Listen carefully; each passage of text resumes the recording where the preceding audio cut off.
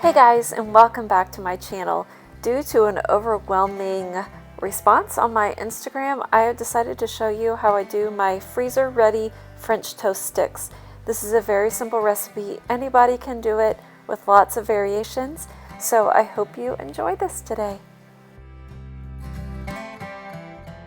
Alright, I'm going to have this entire recipe put in the description box so you do not have to take notes during this demonstration, but I'm using homemade bread. Some bread makers may just fall on the floor seeing that I'm making this bread in a bread maker, but work smarter, not harder is my motto right now, and so I am letting the bread maker do all the hard work for me. This is a very, very basic recipe, and I'm just using water, yeast, salt, sugar, oil, flour. It's really quite simple. You can totally 100% do this with store-bought bread, but I decided that I wanted to use homemade bread for this because, you know, there's nothing like the crumb that you get in homemade bread, even if it is from a bread machine. The particular oil I'm using here is grapeseed oil, and I would highly recommend using bread flour. I've learned since I started making my own bread, the flour really does make a difference. And who else became bread makers over the pandemic? I was baking bread long before that, but I noticed the shelves in the baking aisle last year. I couldn't get bread flour for like 5 or 6 months. So when I was able to finally get it, I stocked up on it. If you follow me on here for very long, you know that I actually use my bread maker for the kneading portion of my bread making process, and I usually finish it off in the Pullman pan, but today I'm letting the bread maker do all the work.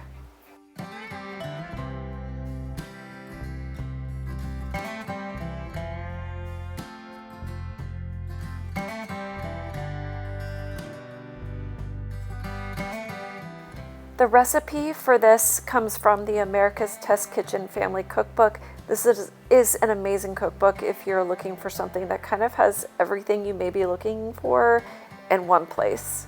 Try this cookbook. As you can see here, I'm adding some milk to a batter bowl to make the dipping sauce, if you will, what we're going to put the French toast sticks in before we cook them up on the stovetop or on the griddle. I'm using eggs from my friend's backyard chickens. They are unmatched, a million times better than store-bought, and she gives me a good deal on them, and I've been using them for almost a year, and oh, I don't want to buy eggs in the store anymore. They are superior. This recipe is so good and so easy, and I found that the sugar and the cinnamon really come together in this recipe and make this so delicious. You don't even need maple syrup on this French toast. It comes out so perfect.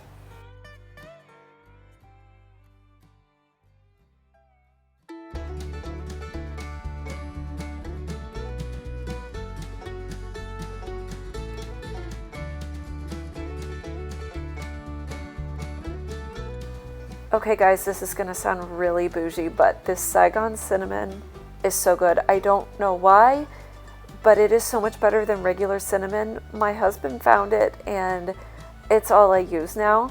I guess I'm a cinnamon snob now. I don't know when that happened, but y'all, I'm telling you, just give it a try. It is so good, especially in this recipe. Another thing that surprised me about this recipe, I didn't expect salt to be in it, but just that it's a little tiny bit and it goes a long way.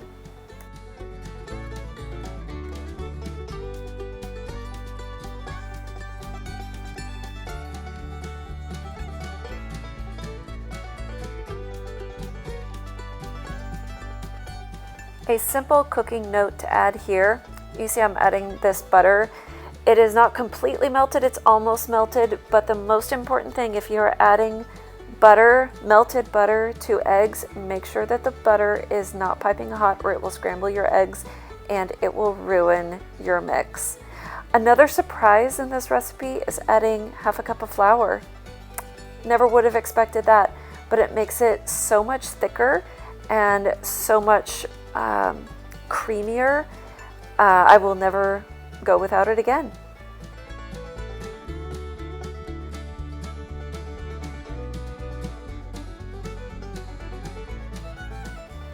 And as you see, after I'm finished mixing it up, I'm just going to put a lid on it and put it in the fridge, because this takes about 5 minutes to mix up, and the bread sometimes can take a few hours. As you can see, the bread is not quite ready here, but if we wait just a few more minutes, it is ready. And so I'm just dumping it out on the rack. I usually wait about 10 minutes for it to cool on the rack before I start cutting into it.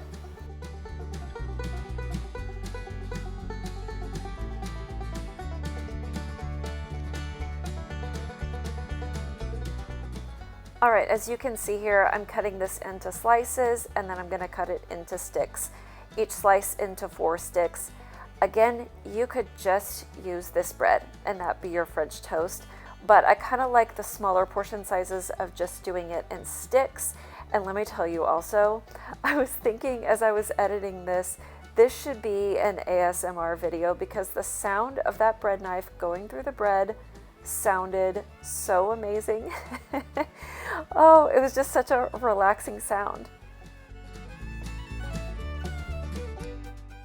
The next step is to toast this bread at 200 degrees for about 15 minutes in the oven, and this gets it nice and dried out, so it actually doesn't take on too much of the liquid. So you can see here it is nice and crisp, but it's not brown, so it's perfect. I pour all of I keep calling it dipping sauce. I think that's just what I'm going to call it now. The dipping sauce into a 9x13 cake pan. A 9x13 I found is the perfect size for this. And when it comes time to cook these up, I'm putting some butter in my cast iron skillet. This would be a much faster process on a big griddle, but I don't have a big griddle, so I'm only doing 4 sticks at a time. I'm not gonna lie, it takes a while, but you know what? The work is worth it, because in the end I'm going to have something in the freezer that's going to save me tons and tons of time.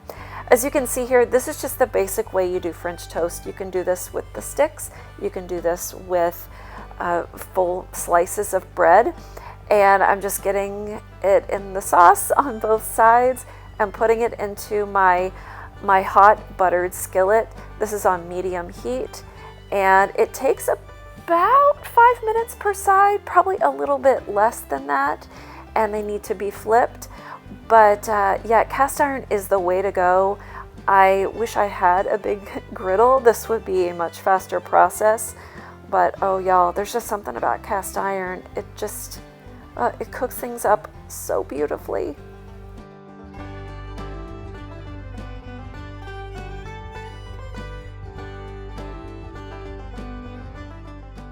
All right, as you watch me speed through this process, let me tell you what we're going to do.